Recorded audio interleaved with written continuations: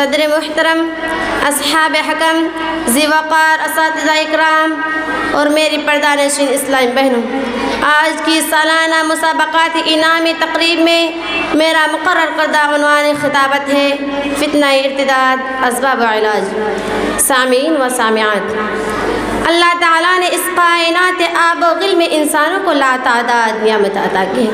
ان تمام نعمتوں میں نعمت ایمان سب سے بڑا عطیہ ہے۔ تمام نعمتیں باقی رہے اور ایمان ہی نہ ہو تو بقیہ جملہ نعمتیں بے سود ہے۔ اگر ایمان باقی رہے تو دنیا و آخرت دونوں بہشت ہے۔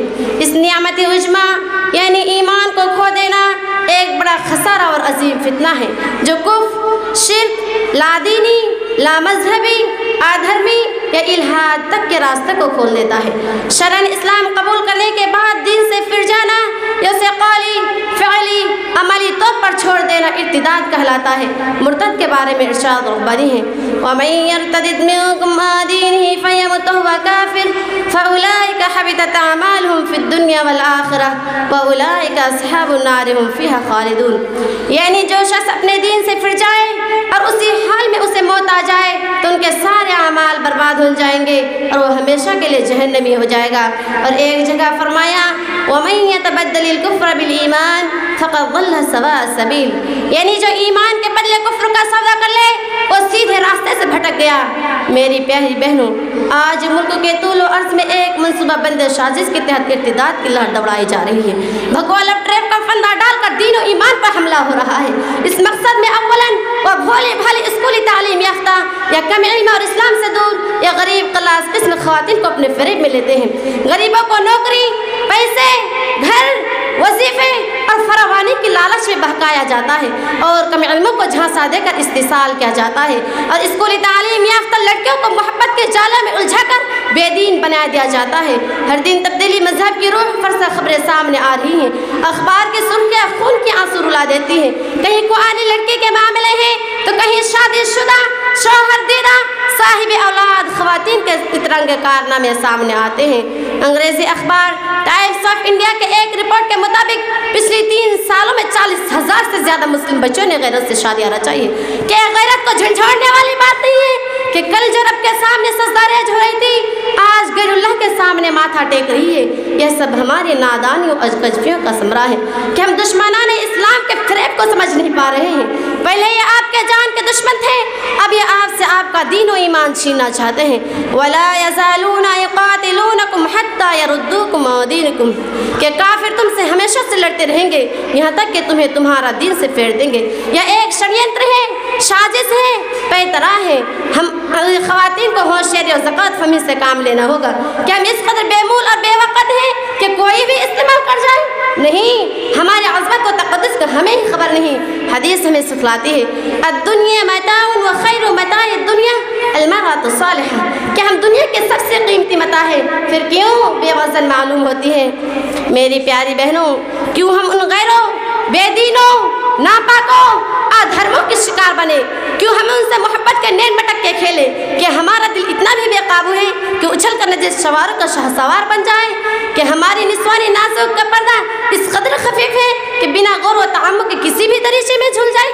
شریعت کا اصول یاد رکھو، وَلَا تُنكِحُوا الْمُشْرِكِينَ حَتَّى يُؤْمِنُوا وَلَا عَبْدٌ مُؤْمِنٌ خَيْرٌ مِّن مُشْرِكٍ وَلَوْ أَعْجَبَكُمْ بھلے ہی کوئی غیر مسلم زبان و بیان، قول و لسان، علم و غیان میں کتنا ہی اچھا انسان ہو اس سے نکاح جائز نہیں یہاں تک کہ وہ مومن ہو جائے۔ دین و اسلام کے پاسبانوں، آج ہماری اولاد اپنی عصمت اور دین کو ذبح کر رہی ہے یا تمہاری غیرت کو للکار رہی ہے۔ جس اسلام نے انہیں تحفظ بخشا تھا آج انہیں کی بھیڑ چرائی ہے۔ یہ اپنی محبت، چاہت، عفت، عصمت کے راستے کو ارتداد کے راستے اپنا رہی ہے۔ دانشمندوں، کہ آج ہماری اولاد کہ آج کے زمانے کا ارتداد تعلیم کے راستے سے آیا ہے۔ جی ہاں، ہم نے اپنے اولاد کو ایسے کالجز، یونیورسٹیز میں ایڈمیشن دلایا جہاں مخلوط تعلیم کا نظام ہے، جہاں کے نصاب میں اسلام کی تاریخ یا اسلامی درست کا کوئی دخل نہیں، جہاں ایمان و یقین کی کوئی حد بندی نہیں، جہاں پردہ یا بے حجابی کے درمیان کوئی فرق نہیں، جہاں مذہب کی بات کرنا ہیںس سمجھا جاتا ہے، جہاں عبادت کو قدیم تصور کیا جاتا ہے، جہاں خلوت، جلوت اور شہوت فیشن کا حصہ ہے، حالانکہ تعلیم تخلیق کا کام کرتی ہے۔ عجب ہے کہ وہی کی تعلیم ہماری اعلیٰ تعلیم کو کرتی ہے۔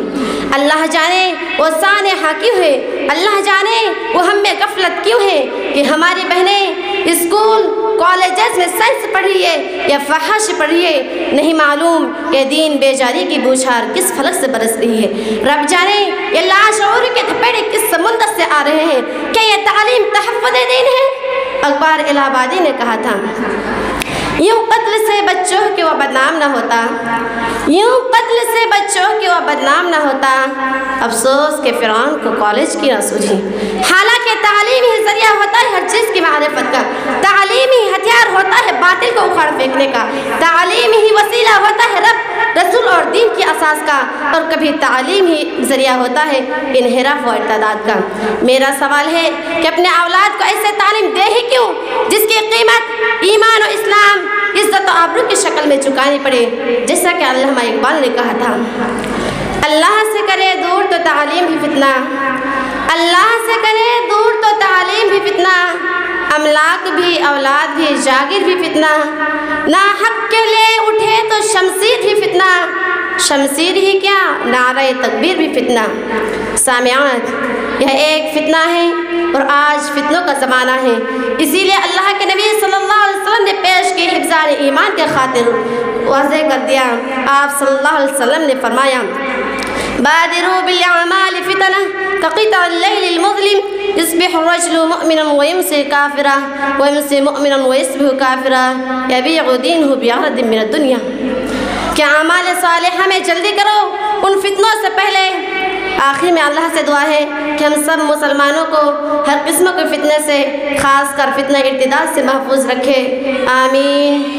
السلام علیکم ورحمۃ اللہ وبرکاتہ۔